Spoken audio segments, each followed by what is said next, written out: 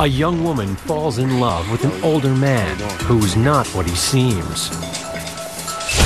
Her dreams are brutally shattered when obsession turns to hate, and she finds herself caught up in a murderous rampage. In a shocking and terrifying wicked attraction.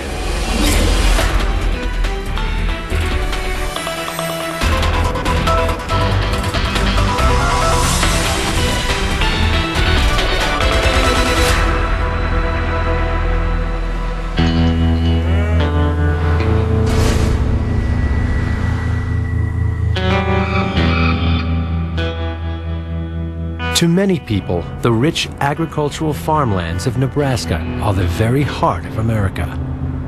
Wide open spaces, tranquil rolling hills, a laid-back feel, until every so often, when a violent storm blows through, leaving destruction and misery in its wake. July 2004. Jennifer Hitchcock is hanging out with friends at a party in Lincoln. There's an unfamiliar face. How are you? How you doing? The stranger is Maurice Mason.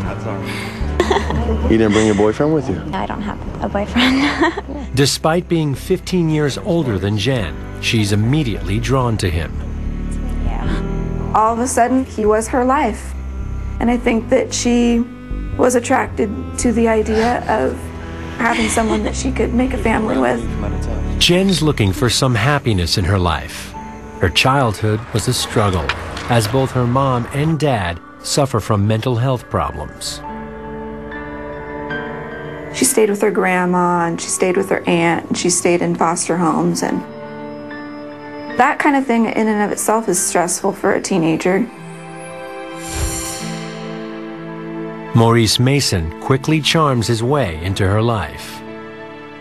And so at first I think it was a pretty normal kind of relationship.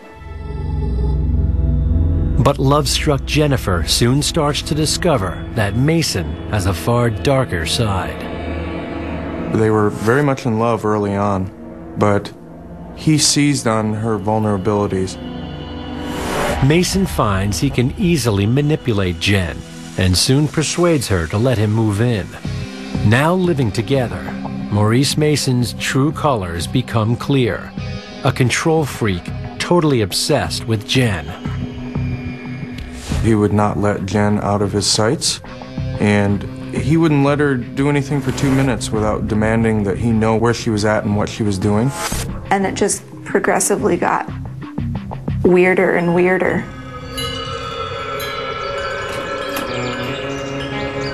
Jennifer dreams of becoming a nurse, but is now in need of care herself, as she's walked straight into trouble and is being kept a prisoner in her own home.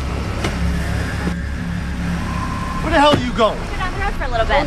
Oh no, I wasn't even here. Come on. You don't go anywhere without talking to me first. She was supposed to stay there. She wasn't supposed to go anywhere. She wasn't supposed to leave. She wasn't supposed to open the door. I do. You didn't talk to me about it first. You know you don't go anywhere without asking me. Come on. Mason's control of Jennifer is primarily through violence and the threat of violence. And the threats aren't just about what he'll do to Jennifer.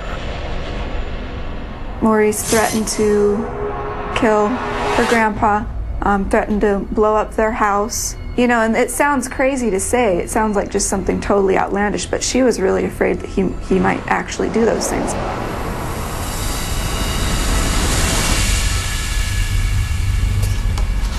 There are terrifying mind games.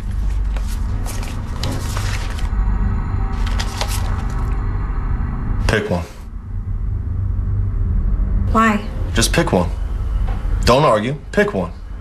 And it was either me or a mutual friend. It's not funny.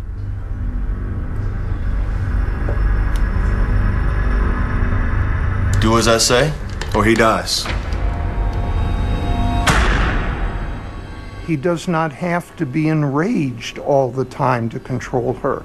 He simply has to appear to be ready to be violent. You understand, don't you?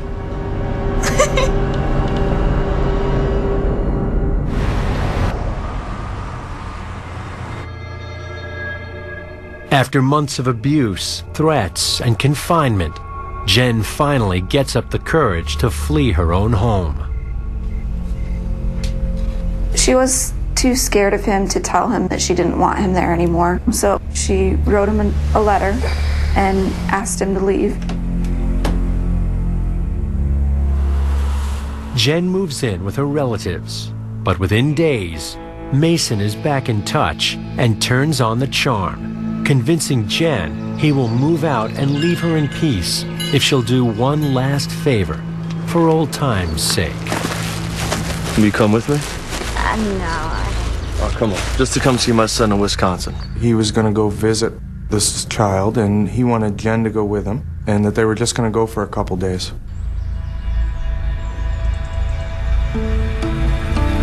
I don't know. One last trip. For me? Okay. Thank you.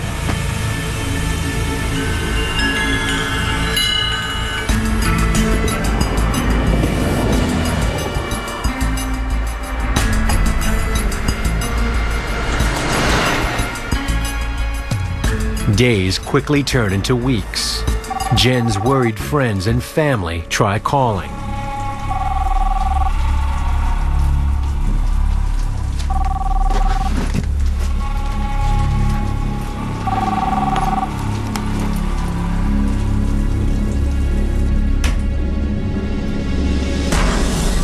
Think I can't hear you?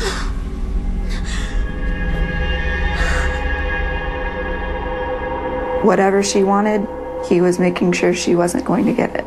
He repeatedly promises that they'll return to Nebraska, but that day never comes.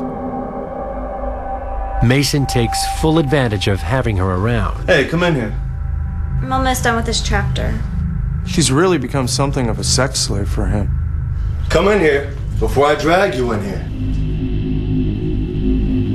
If she had sex with him, he would promise that he was going to take her home. Then when it became time to go home, there would be some excuse as to why they wouldn't be leaving. Mason lies to her family, promising he'll bring Jen home if they can help out with some cash. He needed gas money, or they needed to fix something on the car. And so we would send him the money and she would never come back. And he just kept bilking it for as long as he could, with one excuse after another.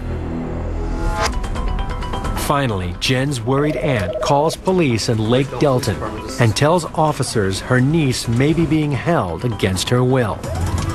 It doesn't take long for them to track the couple down at a local motel. Police. What's the problem? Step back, sir. Step back, sir, right now. Has been concerned for your safety, and has he hurt you? Sit. How do you know her? Maurice, we want to know why we were there, and I told him we were investigating a missing person complaint out of Lincoln, Nebraska. And Jennifer was the person we were interested in talking to. That's my girl. How long you been knowing her? Jen's too scared to say anything bad about Mason, but police quickly determine she's being held against her will. Jennifer seemed very nervous, very tense. Told us that out of hearing range of him that she needed to get out of there. Officers inform Mason that they're taking Jen away for her own safety. See, Jennifer, stay here. He became agitated, his voice raised higher than normal. Relax. Where'd she go? Stay back. Jennifer, she's not going anywhere. I told him she was going to come with us, and we were going to make sure that she was safe and got back with her family.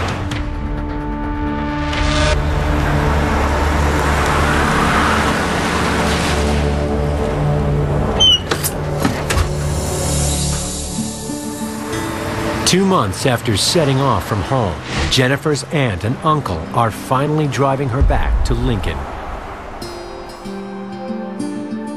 She was happy to see everybody. She was excited about getting to go home. She was going to go back to school. She was going to straighten her life around. But Maurice Mason is not willing to let her go. Mason is a very narcissistic man. And for her to leave is like his losing a prized possession. He becomes enraged by it and believes Jennifer has to pay for this betrayal. Mason decides to track her down and make her suffer for leaving him behind. And anyone in his way better watch out.